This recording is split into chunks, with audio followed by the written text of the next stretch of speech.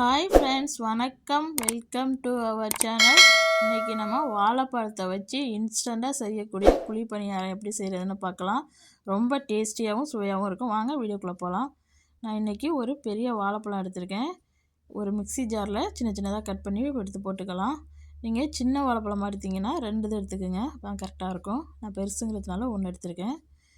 இப்போ இது கூட 1 கப்பு கோதுமை மாவு சேர்த்துக்கிறேன். இது கூட அரை கப்பு நாட்டு சர்க்கரை சேர்த்துக்கிறேன். இது கூட 1/4 கப் அளவு அரிசி மாவு, தேவையான அளவு உப்பு, ஒரு 1/4 டீஸ்பூன் போட்டுக்கிறேன். 1/4 டீஸ்பூன் ஏலக்காய் தூள். இப்போ இது கூட 1 கப்பு தண்ணி ஊற்றி நல்லா ஸ்மூத்து பேஸ்ட்டாக அரைச்சி எடுத்துகிட்டு வந்துடலாம். இந்த மாதிரி அரைச்சி எடுத்துக்கோங்க. பாருங்கள், இந்த மாதிரி கட்டி இல்லாமல் இந்த மாதிரி அரைச்சி எடுத்துங்க. இப்போ இதை ஒரு பவுலுக்கு மாற்றிக்கலாம். இப்போ நம்ம அரைச்சது இப்படி இருக்குது. இந்த மாதிரி கட்டி இல்லாமல் இப்படி இருக்கணும். இப்போ இது கூட ஒரு 2 பிஞ்ச் அளவு பேக்கிங் சோடா போட்டுக்கோங்க. இது ஆப்ஷனல் தான். இது போட்டிங்கன்னா நல்லா உப்பி வரும். அதுக்கு தான் இது சேர்க்குறது. உங்களுக்கு பிடிக்கிறீங்க இது ஸ்கிப் பண்ணிடலாம்.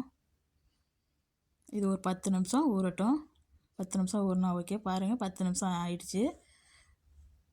இப்போ 10 நிமிஷத்துக்கு மேலே நம்ம இதை ஊற வைக்க வேண்டியதில்லை. இப்போ நம்ம குழிப்பணியார கல்லில் இதை ஊற்றிக்கலாம்.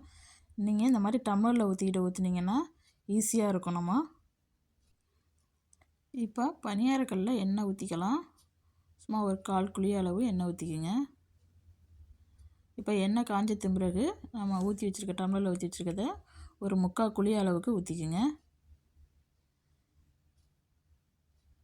இதே மாதிரி எல்லா குழியிலையும் ஊற்றிக்கோங்க. உங்களுக்கு எதில் வசதியாக ஊற்ற முடியுதோ அந்த மாதிரி ஊற்றிக்கோங்க. இப்போ இதை மூடி போட்டு வேக வச்சுக்கலாம். மீடியம் ஃப்ளேமில் வச்சுக்கோங்க அடுப்பை. இப்போ ஒரு பக்கம் வெந்துருச்சு. பாருங்கள், இந்த மாதிரி மாவாக இருக்கும்போதே நம்ம திருப்பி விட்டால் தான் அந்த மாவு உள்ளே கொட்டி நல்லா வெந்து வரும் நம்மளுக்கு சாஃப்டாக. ஒரு பக்கம் ரொம்ப வெந்தத்தின் பிறகு திருப்பக்கூடாது. இந்த மாதிரி மேலே மாவு இருக்கும்போதே நம்ம திருப்பி விட்டுறணும். இந்த மாதிரி 2 பக்கமும் நல்லா வேக வச்சு எடுத்துக்கோங்க. பாருங்கள், நல்லா கோல்டன் ப்ரௌன் கலர் வர்றதோடனே நம்ம எடுத்துட வேண்டியதான். இப்போ ரெடி ஆகிடுச்சு. இந்த மாதிரி 2 பக்கமும் நல்லா திருப்பி வேக வச்சு எடுத்துக்கோங்க. இப்போ இதை எடுத்துடலாம். இது நம்ம மாவை புளிக்கலாம் வைக்க வேண்டியதில்லை ரொம்ப நேரம். உடனே செஞ்சு கொடுத்துடலாம். ஸ்கூல் விட்டு வர்ற குழந்தைங்களுக்கு இந்த மாதிரி ஈவினிங் ஸ்நாக்ஸாக செஞ்சு கொடுத்தா எல்லோரும் விரும்பி சாப்பிடுவாங்க. நம்மளோட வாழைப்பழ குழிப்பணியாரம் சூப்பராக ரெடி ஆகிடுச்சு. நீங்களும் உங்கள் வீட்டில் செஞ்சு பார்த்துட்டு எப்படி இருந்துச்சுன்னு கமெண்டில் சொல்லுங்கள். இந்த வீடியோ பிடிச்சிருந்துச்சுன்னா இந்த வீடியோக்கு ஒரு லைக் கொடுங்க. மறக்காமல் என் சேனலை சப்ஸ்கிரைப் பண்ணி வச்சுக்கோங்க.